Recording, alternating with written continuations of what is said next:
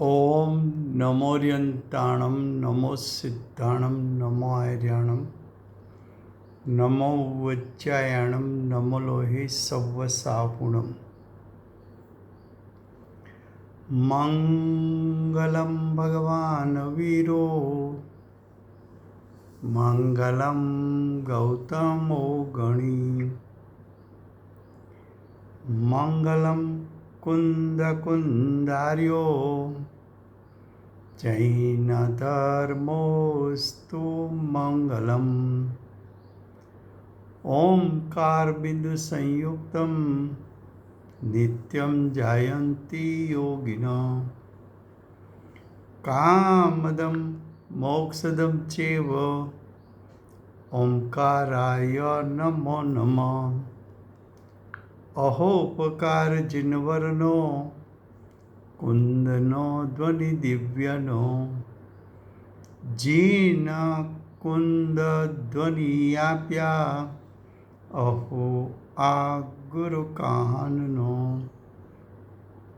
तुझ ज्ञान ध्यान नो रंग अमया दर्श रहो ओ शिव पद तक तुझ संग माता हाथ ग्रह।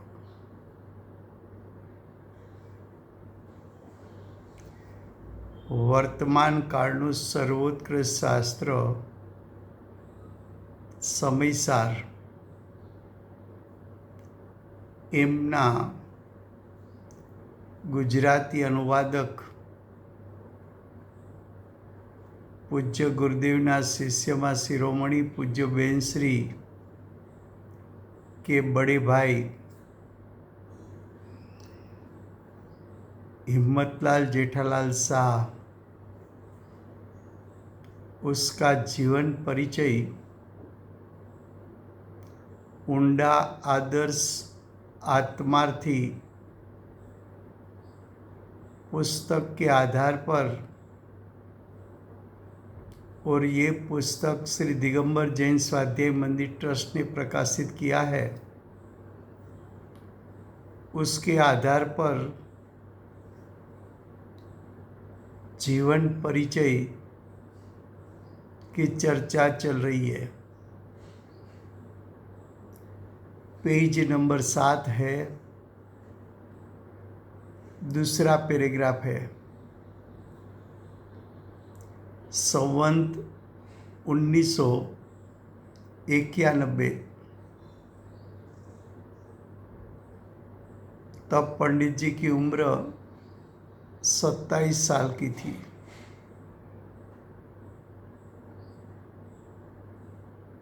तो संवत 1991 में सौराष्ट्र के सोनगढ़ में एक आश्चर्यकारक यानी अद्भुत प्रसंग बना। परमोपकारी पूज्य गुरुदेव श्री कांजी स्वामी ने सोनगढ़ मध्य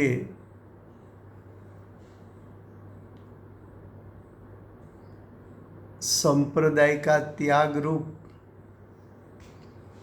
परिवर्तन किया।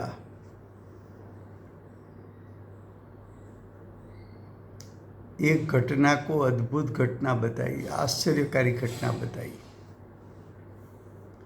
शायद 200-500 साल में भी ऐसा नहीं हुआ हो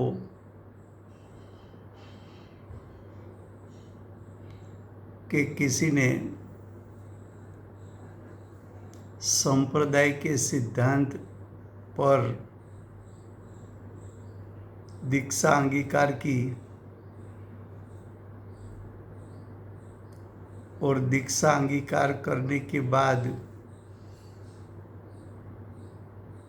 वर्तमान काल के महासमर्थ दिगंबर आचार्य कुंकुंदाचार्य देव उसका सर्वोत्कृष्ट शास्त्र जिसका परिचय के निमित्त से संप्रदाय की दीक्षा का त्याग करना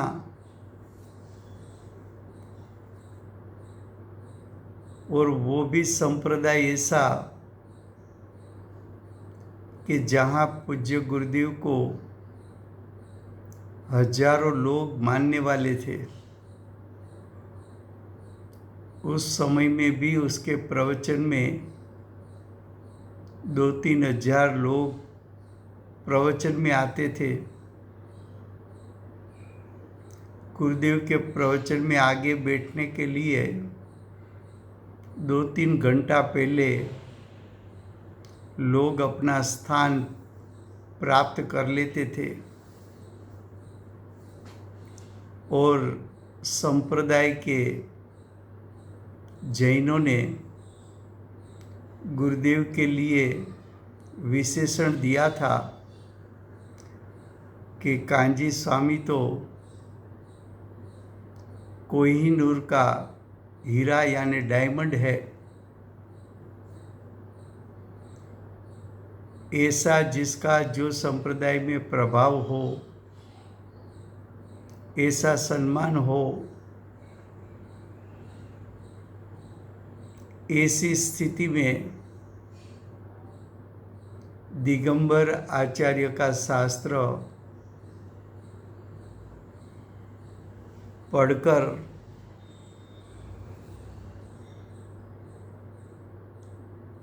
कुंकुंदाचार्य देव प्ररूपित दिगंबर मुनि मार्ग ही यथार्थ मुनि मार्ग है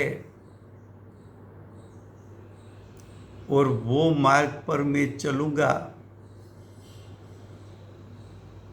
ऐसा कहने वाले पूज्य गुरुदेव ने संप्रदाय के जैन लोग और उसके ट्रस्टी सभी ने सब प्रकार की विनती की कि आप परिवर्तन मत करिए।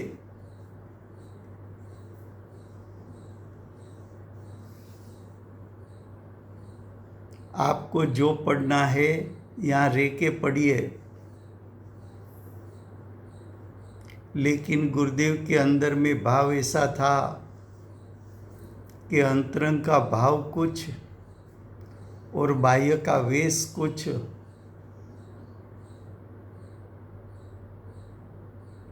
ये बात की खटक पूज्य गुरुदेव को थी। गुरुदेव ने कुंकुंदाचार्य देव प्ररूपित यथार्थ मुनि मार्ग अंतर और बाह्य में स्वीकार करके संप्रदाय की दीक्षा का त्याग करके परिवर्तन किया। ऐसी घटना को आश्चर्यकारी प्रसंग बताया। अब आगे कहते हैं, पूज्य गुरुदेव के स्वाध्याय और प्रवचन के लिए भक्तों की ओर से स्वाध्याय मंदिर की रचना हुई। गुरुदेव ने परिवर्तन तो किया था स्टार ऑफ इंडिया में।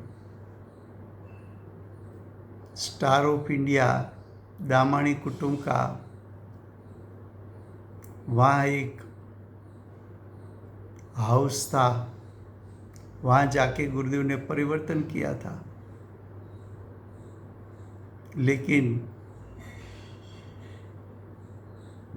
गुरुदेव पर संप्रदाय में जिसको श्रद्धान था, उस लोगों ने तो ऐसा ही कहा कि कांजी स्वामी का ज्ञान और वैराग्य ऐसा है कि उसने जो किया होगा वो सही किया होगा। ऐसा समझ के संप्रदाय के लोग गुरुदेव का लाभ लेने के लिए स्टार ऑफ इंडिया में आना शुरू हो गया। प्रथम परिश्रण में ही बोटाद संप्रदाय के मुमुक्षु परिश्रण करने के लिए वहाँ पधारे। आहिस्ता आहिस्ता जैन समाज का गुरुदेव के पास आना शुरू हो गया। तो 3 साल में तो वो जगह छोटी लगने लगी। तो मुमुक्षु समाज ने गुरुदेव के प्रवचन के लिए समाज लाभ ले सके उस हेतु से एक स्वाध्याय मंदिर की रचना की। उसका उद्घाटन संवत 1994 में हुआ। तब पंडित जी की उम्र 30 साल की थी। 94 में वैशाख वद 8 के दिन वो यानी स्वाध्याय मंदिर का उद्घाटन के प्रसंग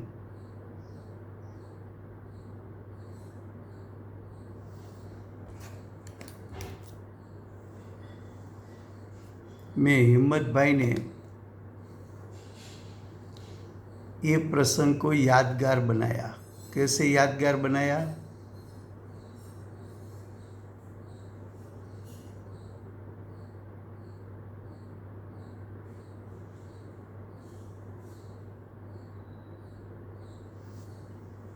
कि वो प्रसंग पर यानी उद्घाटन स्वाध्याय मंदिर के उद्घाटन के प्रसंग पर स्वानुभव विभूषित पूज्य बेन श्री चंपाबेन के पवित्र हस्ते समयसार शास्त्र की स्थापना विधि हुई। क्या कहा? जब ये स्वाध्याय मंदिर का उद्घाटन हुआ, इस स्वाध्याय मंदिर पूज्य गुरुदेव का शासन का प्रथम आयतन यानी धर्म की प्रवृत्ति करने का स्थान था। उसमें पूज्य गुरुदेव ने के आदेश से आज्ञा से गुरुदेव के स्वानुभूति प्रकट करने में जो शास्त्र निमित्त था, ऐसा समयसार को जिनवाणी के रूप में स्थापना करने के लिए पूज्य गुरुदेव ने कहा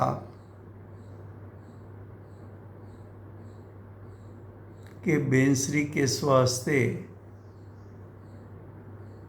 उसकी स्थापना की जाए। बेनश्री के स्वहस्ते क्यों? तो समयसार दृष्टि प्रधान ग्रंथ है, यानी समयसार की प्राप्ति की मुख्यता वाला ग्रंथ है। ये शास्त्र में दूसरे जीवों को सम्यक दर्शन प्राप्त कराने के लिए निमित्त रूप परिपूर्ण सामर्थ्य है। तो ऐसे शास्त्र की स्थापना किसके हस्त कमल से हो?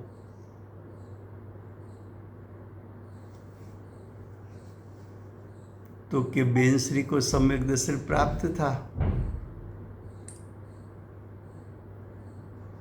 तो बेनश्री के स्वहस्ते समयसार की स्थापना के लिए पूज्य गुरुदेव ने आज्ञा दी। एक कारण तो ये था। दूसरा कारण ये था कि पूर्व भव में कुंकुंदाचार्य देव महाविद्य क्षेत्र पधारे तब चक्रवर्ती ने कुंकुंदाचार्य का महोत्सव मनाया था और उस समय महाविद्य क्षेत्र में एक भक्तिमय वातावरण हो गया था। उस प्रसंग में बेनश्री राजू भाई, हाँ जी, कौन से चक्रवर्ती ने कुंकुंदाचार्य देव का महोत्सव मनाया था? वो ज्ञान वैभव में चक्रवर्ती ने का नाम नहीं दिया है, लेकिन मतलब विद्या क्षेत्र में ही विद्या मनाया क्षेत्र था। में विद्या क्षेत्र में। जी, तो उस प्रसंग पर माताजी और गुरुदेव दोनों वहाँ पधारे थे। तो जिसने कुंकुंदाचार्य देव का प्रसंग महाविद्य क्षेत्र में मनाया, कुंकुंदाचार्य देव पधारे तब समोसण में गुरुदेव माताजी की उपस्थिति थी। महाविद्य क्षेत्र में गुरुदेव और माताजी दोनों को कुंकुंदाचार्य देव के प्रति बहुमान था। तो ऐसे ऋणानुबंध के कारण उस समय के भावों के फल में कुंकुंदाचार्य देव रचित शास्त्र पूज्य गुरुदेव के शासन में प्रथम जिनवाणी के रूप में स्थापना करने का लाभ पूज्य बेनश्री को मिला। अब आगे देखो क्या लिखा है। ये प्रसंग के अनुरूप यानी स्वाध्याय मंदिर के उद्घाटन के प्रसंग के अनुरूप श्री हिम्मत भाई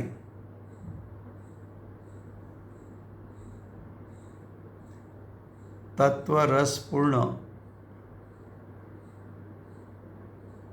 और अति भाववाही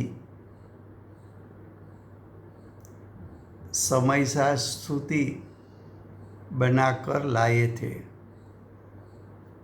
प्रसंग क्या था? स्वाध्याय मंदिर का उद्घाटन।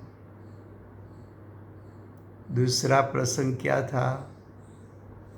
जिनवाणी की स्थापना। कौन सी जिनवाणी? समयसार।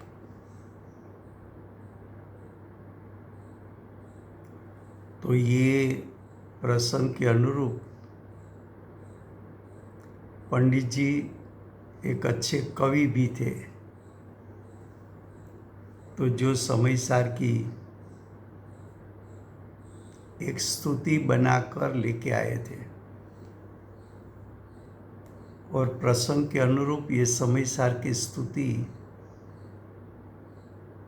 पंडित जी ने पूज्य गुरुदेव माता जी की उपस्थिति में सबके सामने सभी मुमुक्षुओं को सुनाई।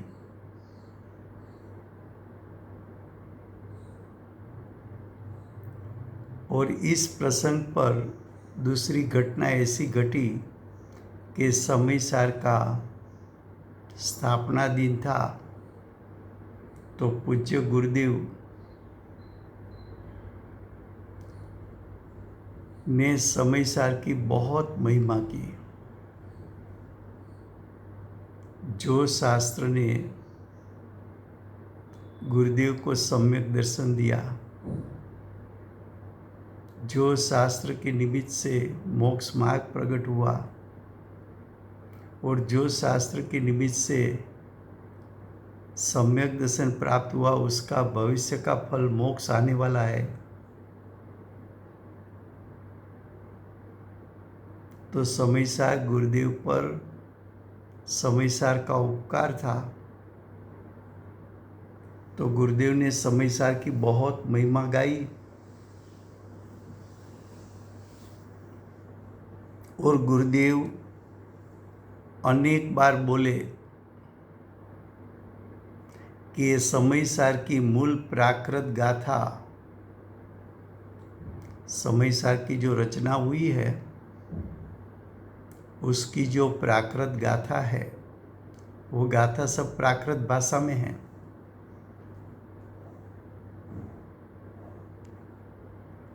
तो ये जो प्राकृत भाषा में, तो प्राकृत भाषा तो सब लोग समझ नहीं पाते, तो गुरुदेव ने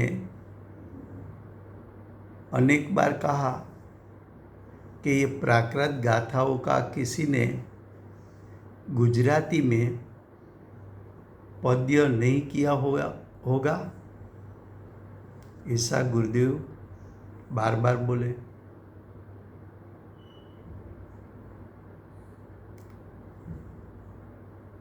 जो ज्ञानी के भावना होती है, तो बेनसीर के वचनामृत में एक वचनामृत ऐसा है कि ज्ञानी की भावना के साथ कुदरत बनती हुई है। उसका अर्थ कि ज्ञानी की भावना अनुसार बाह्य में ऐसे प्रसंग भी बन जाते हैं। तो अब यहाँ क्या हुआ कि गुरुदेव ने भावना व्यक्त की कि क्या प्राकृत भाषा के जो गाथाएं हैं उसका गुजराती हरिगीत में किसी ने क्या अनुवाद नहीं किया होगा।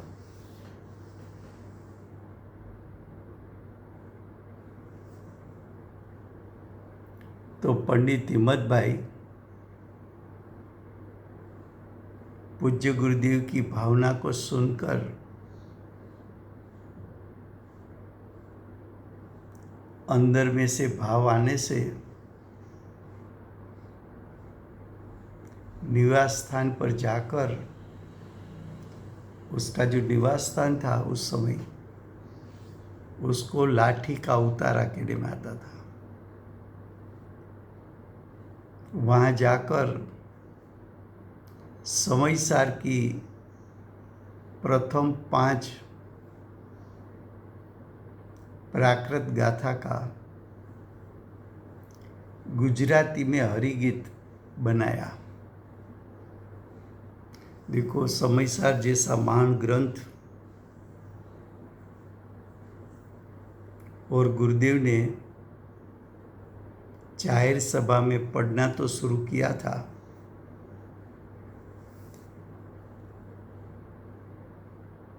और अभी लोग उसके भाव समझ सके ऐसे तो कम लोग थे। माता जी, पंडित जी, रामजी भाई जैसे बहुत कम लोग थे। उस काल में पंडित जी की उम्र तो 30 साल की ही थी। इस छोटी उम्र में ऐसे गहन ग्रंथ की 5 प्राकृत गाथा के गुजराती हरिगीत पंडित जी ने किया, और दोपहर को माता जी को ये 5 हरिगीत सुनाया। ये सुनने के साथ माता जी बोली,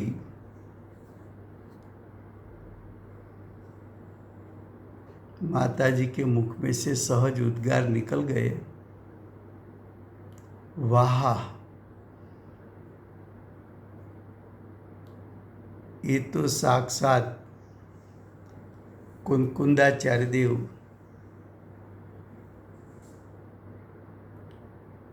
गाते हैं ऐसा लगता है। और आगे माता जी ने कहा कि ये हरिगीत पूज्य गुरुदेव श्री को सुनाना।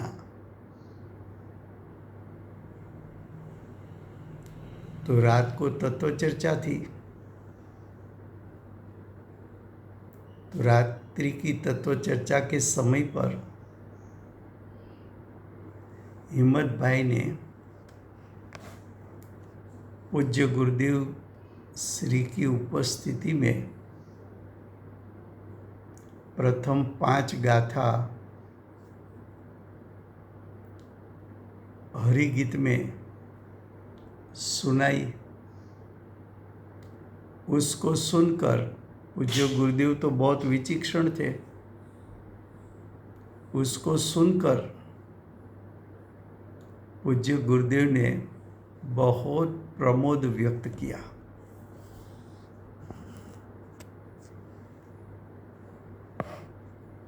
सुबह में तो अभी गुरुदेव ने बोला था, समयसार का महिमा किया था और भावना व्यक्त की थी कि क्या किसी ने प्राकृत गाथा में से गुजराती हरिगीत नहीं बनाया होगा। तो ज्ञानी की भावना अनुसार कुदरत में घटना घटती है। तो 5 हरिगीत बनकर सामने आ गए। गुरुदेव ने सुना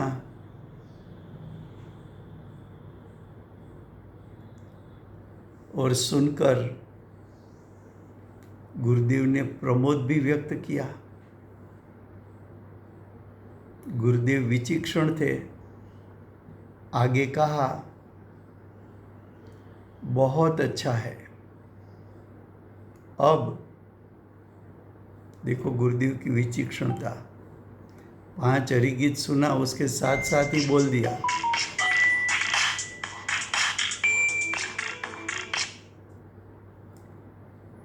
उसके साथ ही बोल दिया। क्या बोल दिया? आप सभी गाथाओं का हरिगीत बनाइए। 415 गाथा का हरिगीत बनाइए। हिम्मत भाई ने विनय पूर्वक कहा, साहेब मने ना आवड़े, मैं नहीं कर सकता। ये तो मुझे सहज भाव आ गया तो 5 गाथा सहज बन गई। तब गुरुदेव ने कहा,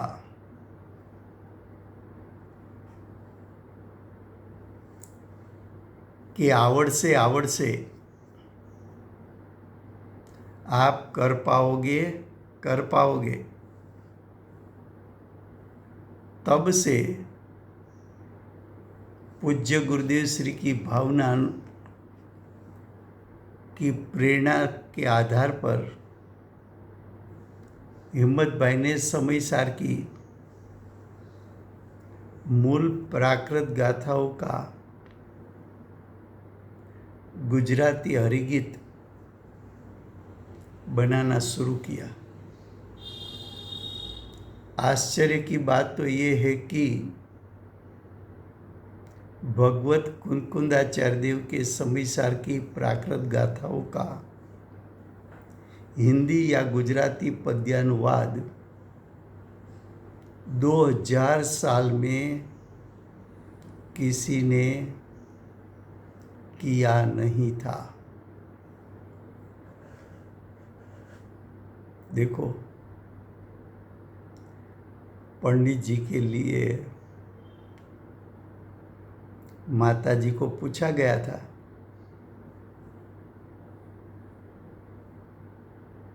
कि आपके ज्ञान वैभव में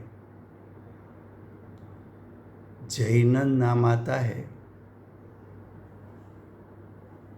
वही क्या पंडित जी है? तो पंडित जी बेंसी के भाई थे। तो माता जी ने ज़्यादा नहीं बोला, लेकिन माता जी ने ऐसा कहा कि पूर्व में भी विशिष्ट पुरुष थे और वर्तमान में भी गुरुदेव की सभा के विशिष्ट पुरुष है और भविष्य में उसकी विशेषता रहने वाली है।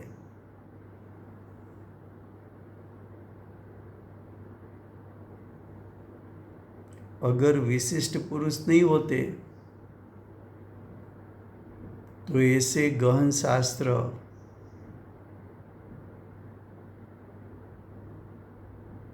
उसका भाव समझना 30 साल की उम्र में, जब विश्व के लिए समयसार शास्त्र का नाम भी बहुत कम लोगों ने सुना था,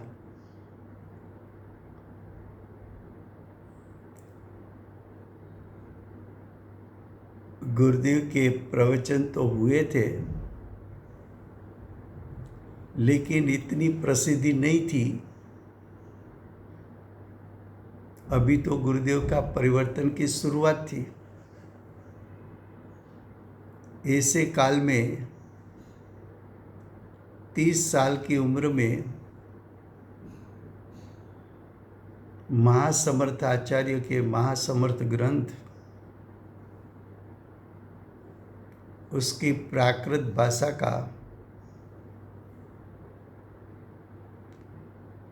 हिंदी या गुजराती अनुवाद 2000 साल में हुआ न हो और स्वयं की ज्ञान शक्ति से और गुरुदेव की आज्ञा से और माताजी की प्रेरणा से ऐसा महान कार्य करना ये कोई सामान्य कार्य नहीं है।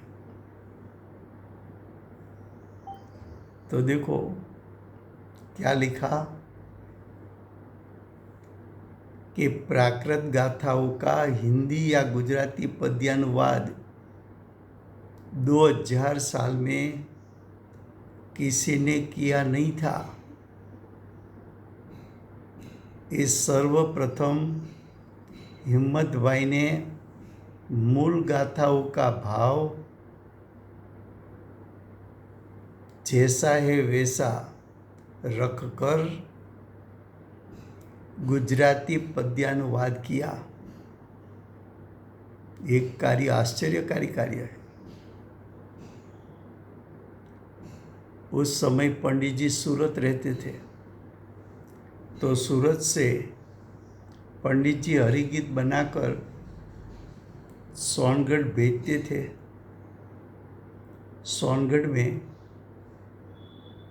ये हरिगीत के पेज छपने में आते थे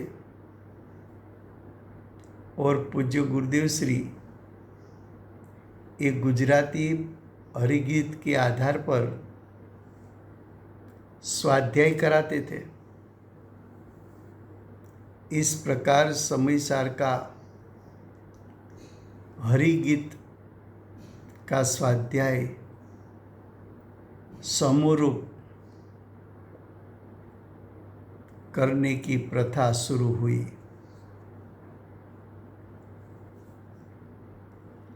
राजू भाई, हाँ जी। हरिगीत में क्या आता है? है जी, हरिगीत में क्या आता है? जो समयसार की गाथा है ना, मूल गाथा प्राकृत भाषा में है, हाँ हाँ, लेकिन हरिगीत का अर्थ क्या है? वो तो एक राग है हरिगीत। लेकिन ये गाथा जो प्राकृत में से अनुवाद करके गुजराती में वो गाथा बनाना और उसका पद्यानुवाद किया, उसको हरिगीत कहा है। उसका राग हरिगीत है। राग जो विविध प्रकार के होते हैं ना, उसमें एक राग हरिगीत है। तो जो समयसार की 415 गाथा है ना, वो प्राकृत में थी, तो वो पद सब प्राकृत भाषा में था उसका भाषांतर गुजराती में हुआ और पद का राग दिया गया हरिगीत, इसलिए उसको हरिगीत कहने में आता है। अब नेक्स्ट पैराग्राफ लास्ट। बंद अधिकार की 287 गाथा तक गुजराती हरिगीत बनने के बाद दिवाली के वेकेशन में हिम्मत भाई सोनगढ़ पधारे। उस समय पूज्य गुरुदेव की सोनगढ़ में मंगल उपस्थिति में कुछ मुमुक्षुओं के बीच में समयसार का पंडित जयचंद जी कृत हिंदी का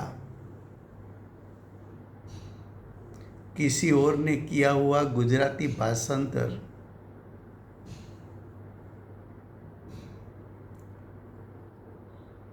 पढ़ाने में आता था। उसमें 20, 21, 22वीं गाथा की टीका का अग्नि और ईंधन का दृष्टांत के माध्यम से आत्मा परद्रव्य का यानी पुद्गल आदि द्रव्यों का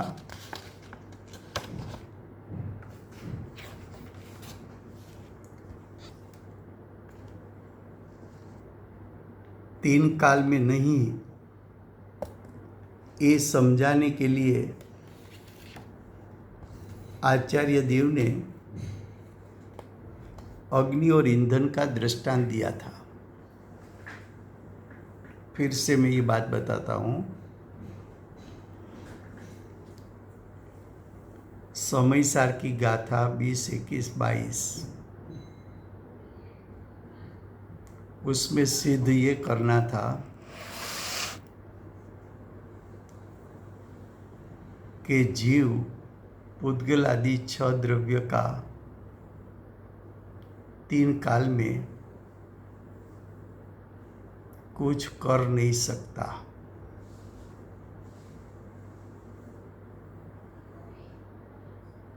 ये गाथा का जो भावार्थ था जयचंद जी पंडित का, उसका किसी ने हिंदी भाषांतर किया था, लेकिन जो आचार्य भगवंत कहना चाहते थे और जो पंडित जी ने भावार्थ में कहा था, उसका भाव जो था वो भाषांतर करते समय वो भाव ऐसा ही रहना चाहिए। लेकिन जिसने भाषांतर किया था वो भाषांतर प्रॉपर नहीं हुआ था, सही नहीं हुआ था, इसलिए उसके भाव में मरोड़ आ गई। ये बात पंडित जी को ख्याल में आया।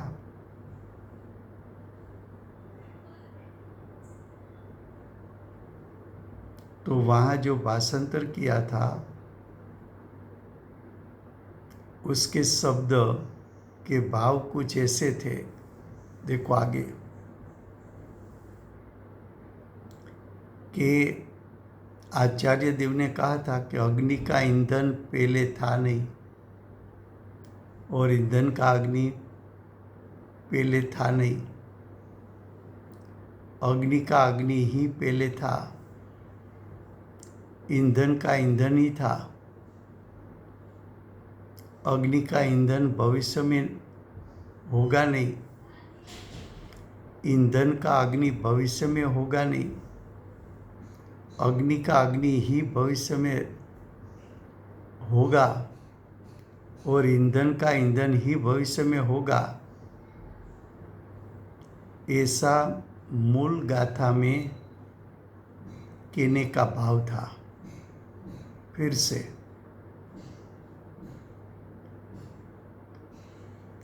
अग्नि, उसका स्वभाव जलाने का, ईंधन यानी लकड़ी आदि जो जल सके ऐसी वस्तु, उसको ईंधन कहा। तो अग्नि का स्वभाव जलाने का, ईंधन का स्वभाव जलने का। तो इस गाथा में आचार्य भगवंत ये सिद्ध करना चाहते थे कि अग्नि का जो स्वभाव है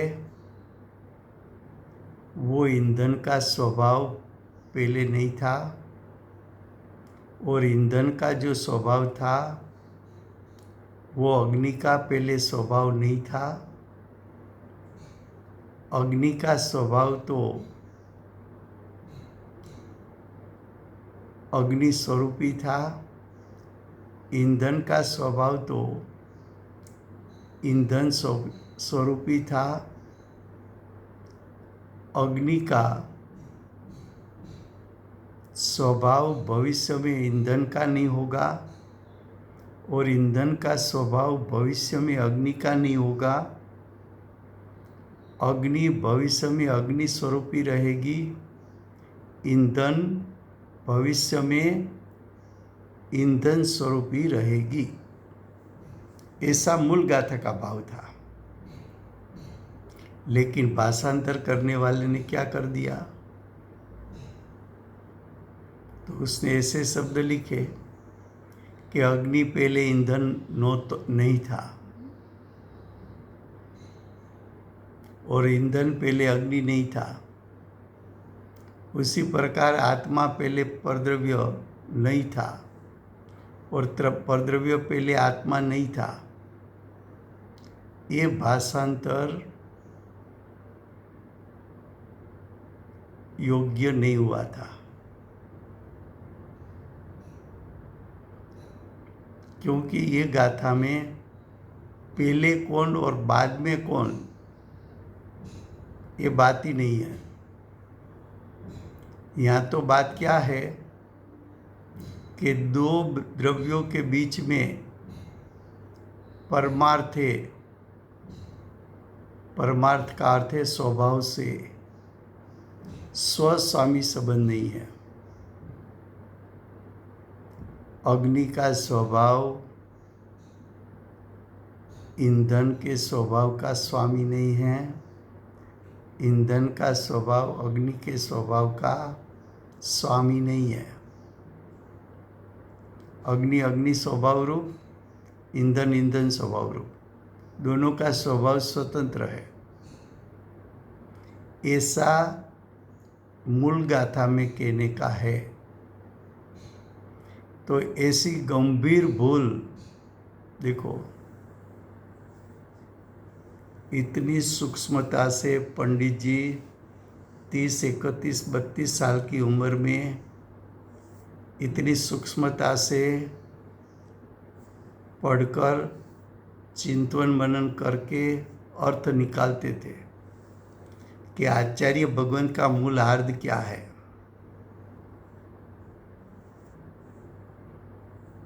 तो जब आचार्य भगवंत का मूल अर्थ भाषांतर में, हिंदी भाषांतर में नहीं रहा, तो पंडित जी ने बेंसरी को बात बताई।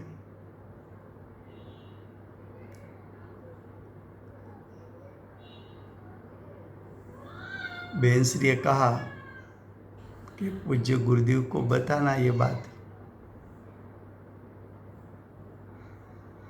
तो देखो आगे क्या हुआ। ऐसी गंभीर भूल की ओर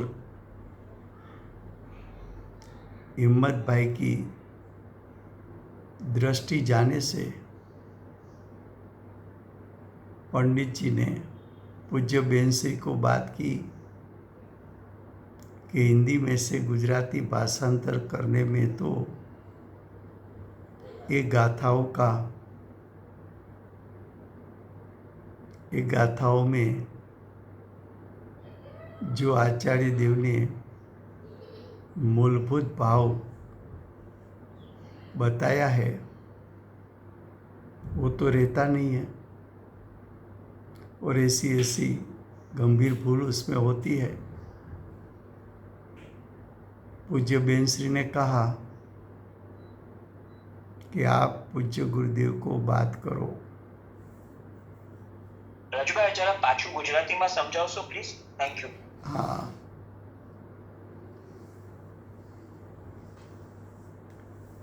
સમયસાર ગાથા 20, 21, 22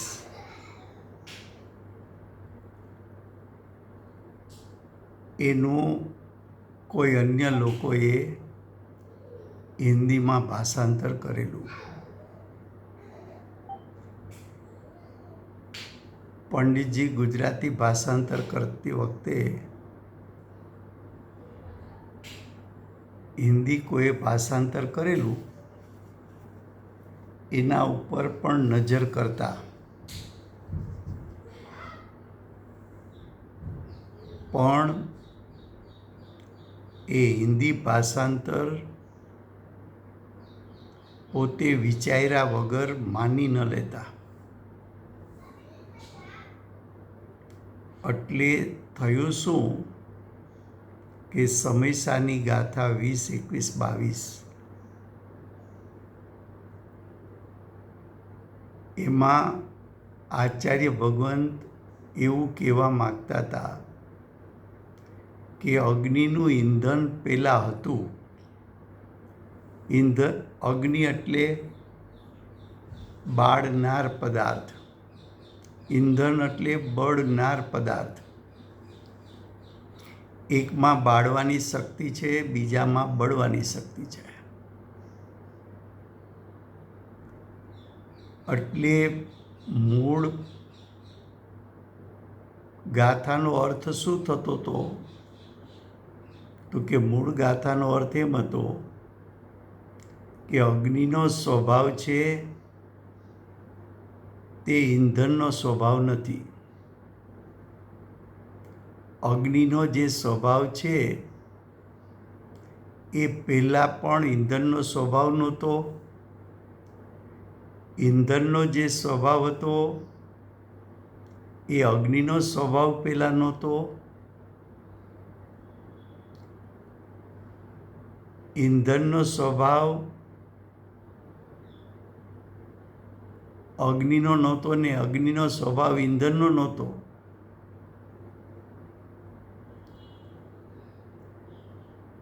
અગ્નિ ભવિષ્યમાં ઈંધણ નહીં થાય, એટલે કે અગ્નિનો સ્વભાવ ઈંધણ રૂપે નહીં થાય, અને ઈંધણનો સ્વભાવ ભવિષ્યમાં અગ્નિ રૂપે નહીં થાય.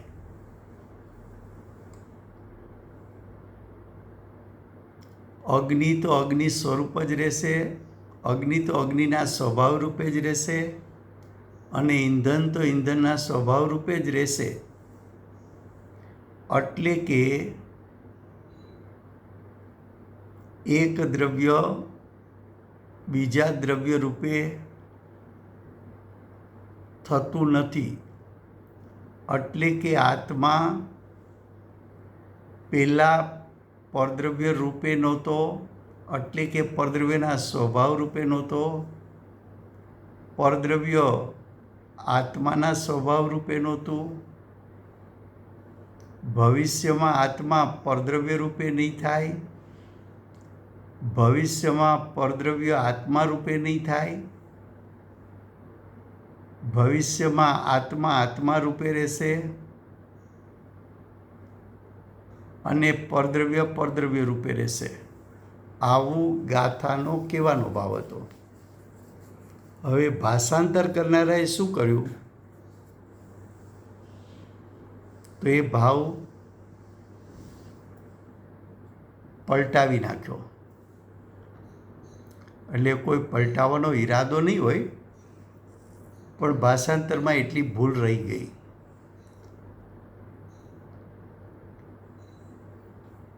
હવે એ જે ભૂલ રહી ગઈ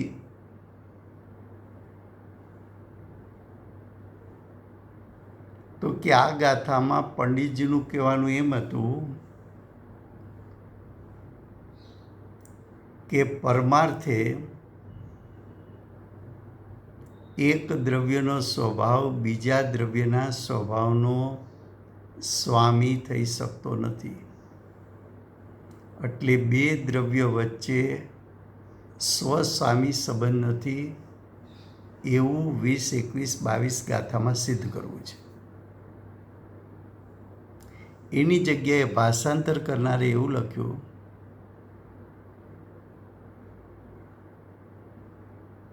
કે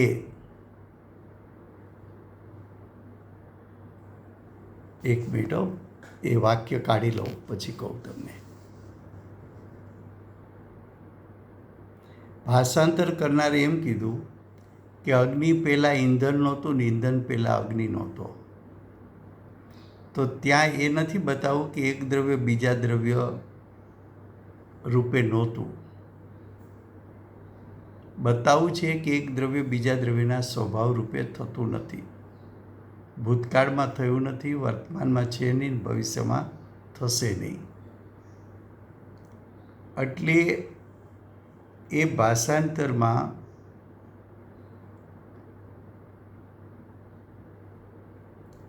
પંડિતજી સહમત ન થયા. એટલે એને પ્રથમ આ વાત બેનશ્રીને કરી. બેનશ્રીને યોગ્ય લાગી એટલે બેનશ્રી એમ કહ્યું કે આ વાત ગુરુદેવને કહેવી.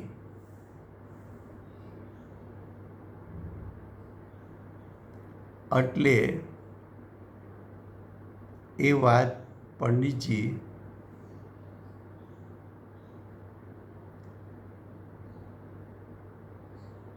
पूज्य गुरुदेव ने बात करी कि साहेब हिंदी में से गुजराती भाषांतर करने में तो गंभीर गलती रह गई है.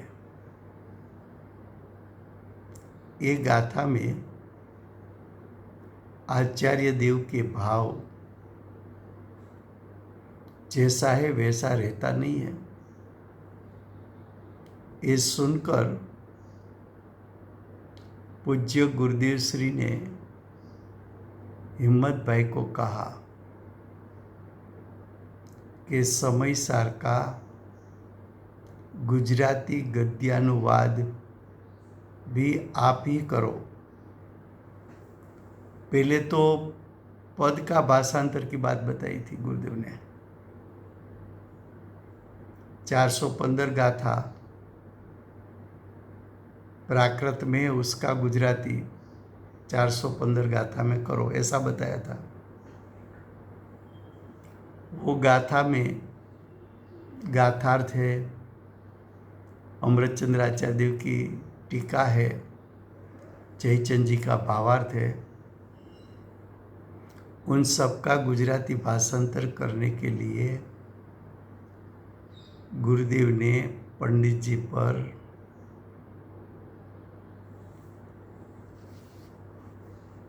आज्ञा की.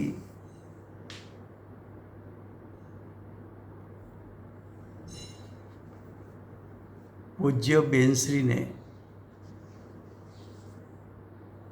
ये बात जानकर, किस बात जानकर कि गुरुदेव ने कहा है पंडित जी को कि गद्यानुवाद भी आपको ही करने का है. ये बात सुनकर, ये बात जानकर माता जी ने पंडित जी को कहा कि ऐसा महान पवित्र कार्य आपके हाथ से होता है तो महाभाग्य हो, तभी ऐसा बनता है. माता जी का ये वाक्य सही है. पंडित जी निकट मोक्षगामी है ऐसा गुरुदेव ने कहा, तो पंडित जी तो माँ भाग्यशाली तो है ही.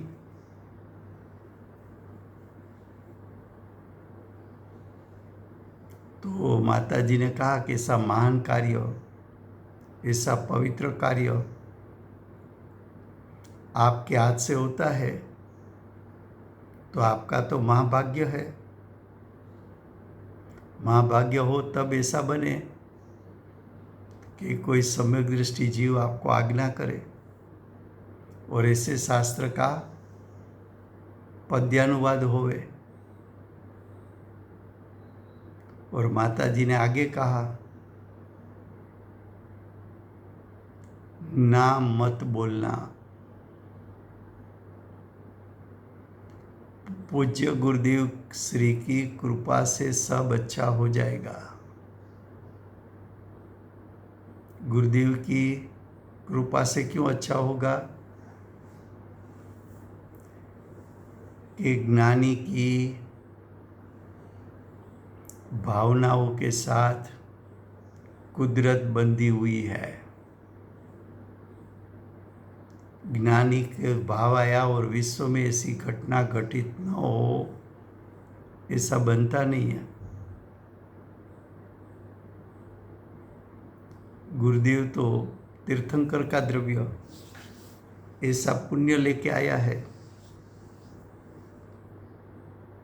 कि अंदर में भावना हो और बाह्य में वो फलीभूत हो जाए। इस प्रकार पूज्य गुरुदेव की पवित्र निश्रा में पूज्य गुरुदेव की कृपाभिनी आज्ञा से पूज्य बेन श्री की पवित्र प्रेरणा से श्री हिम्मत भाई ने संवत 1995 उस पंडित जी का उस समय 30 बरस पूरा हुआ था, 31 वर्ष शुरू हुआ था।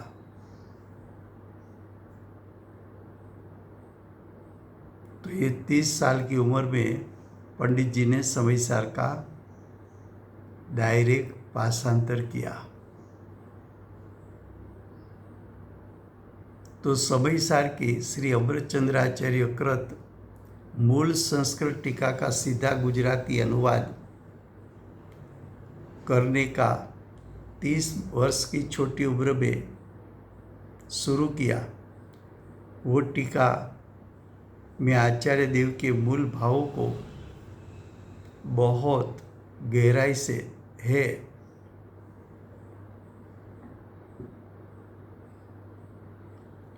तो जो अमृतचंद्राचार्य देव की टीका है उसकी जो गहराई है,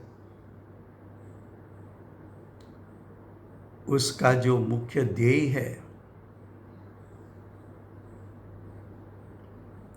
ये अनुवाद में भाषांतर में ये गहराई दिखने में आती है।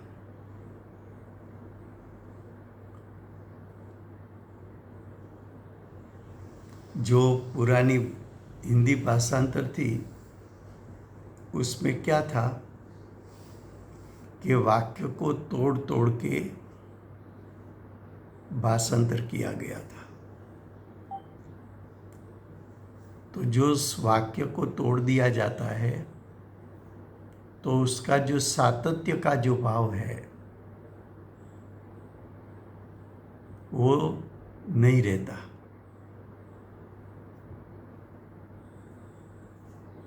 लेकिन पंडित जी ने तो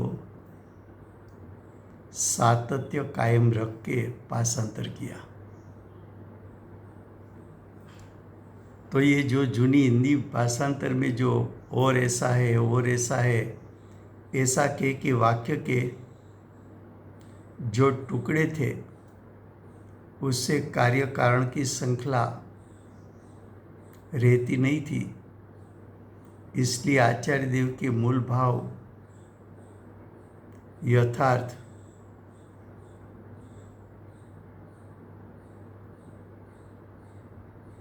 यथार्थ नहीं रहते थे। इसलिए हिम्मत भाई ने आचार्य देव की मूल संस्कृत टीका को स्पर्श करके और आचार्य देव की भावों की उंडप यानी गहराई और गंभीरता को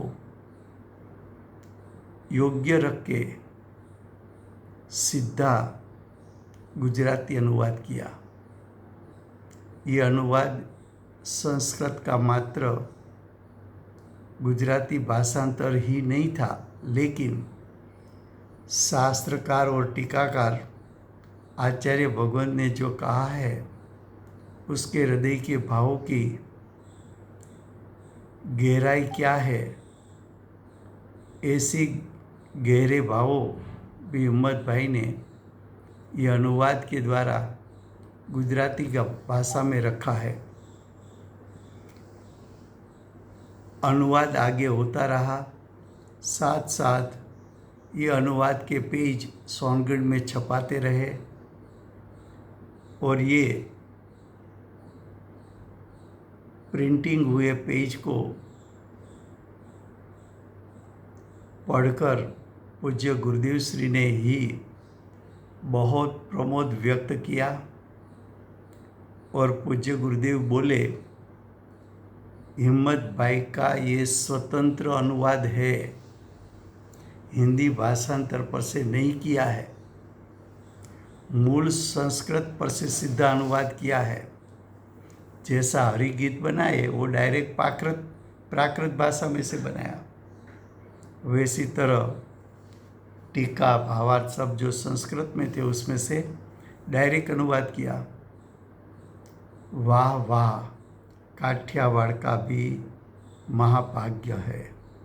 यहाँ तक रखते हैं, समय हो गया है, 2-3 मिनट और ज़्यादा हो गई है। वर्तमान ચોવીસીના આખરી તીર્થંકર બાલ બ્રહ્મચારી મહાવીર ભગવાનનો જય હો। મહાવિદ્ય ક્ષેત્રે બિરાજતા પ્રથમ તીર્થંકર ધર્મ ધુરંધર અનંત ચતુષ્ટયના ધારક દિવ્ય ધુરીના દાતાર શાસન ઉપકારી શ્રી સિમંદર ભગવાનનો જય હો। કડીકાળ સર્વજ્ઞ કેવળ જ્ઞાની તળેટીમાં બેઠેલા મા સમર્થાચાર્ય ભગવત શ્રી કુંદકુંદાચાર્ય દેવનો જય હો। વર્તમાન કાળે સમ્યક દર્શનનો મહિમા બતાવનાર તીર્થના નાયક, તીર્થના સ્થાપક, તીર્થના પ્રવર્તક પરમ કૃપાળુ શ્રી સદગુરુ દેવનો જય હો। સમ્યક દર્શનની પ્રાપ્તિમાં નિમિત્તરૂપ જીનવાણી માતનો જય હો।